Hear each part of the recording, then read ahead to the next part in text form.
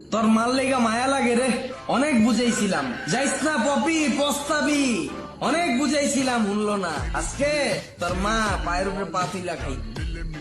ওই তোর আমি কইছি না মানুষের বাসায় যে বেশি কথা কবি না, চুপচাপ বয়ে থাকবি, বয় না।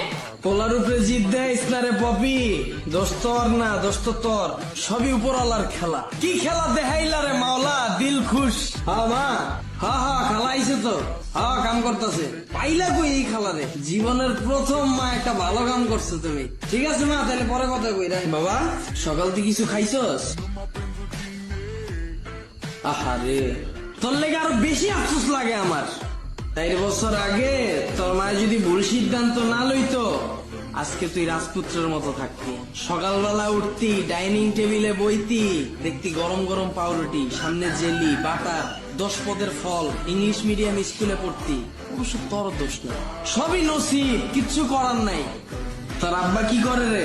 আব্বা কিছু করে না, খালি বাসায় আম্মুর মানে। কি কস? মারে কে? আব্বা জুয়া খেলে আম্মুর কাছে টাকা চাইলে আম্মুর টাকা না দিলে পরে মানে।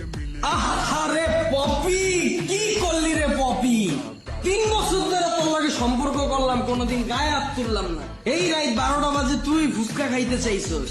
রাত্রেবেলা 12টা বাজে যায় ফুচকা আলারে উড়ায়া ফুচকা বানায়া তোর লেগে লয়ে গেছিলাম, তোরা খাওয়া দিয়া তারপর আইছি। আরে দিনগুলার কথা মনে উঠলে বুকটা ফাইটটা যায় রে পপি, বুকটা ফাইটটা যায়। এই চল, কাম শেষ। আরে খালা, কাপড় তো কয়টা রয়ে গেছিল, ধুইয়া যাইতেন।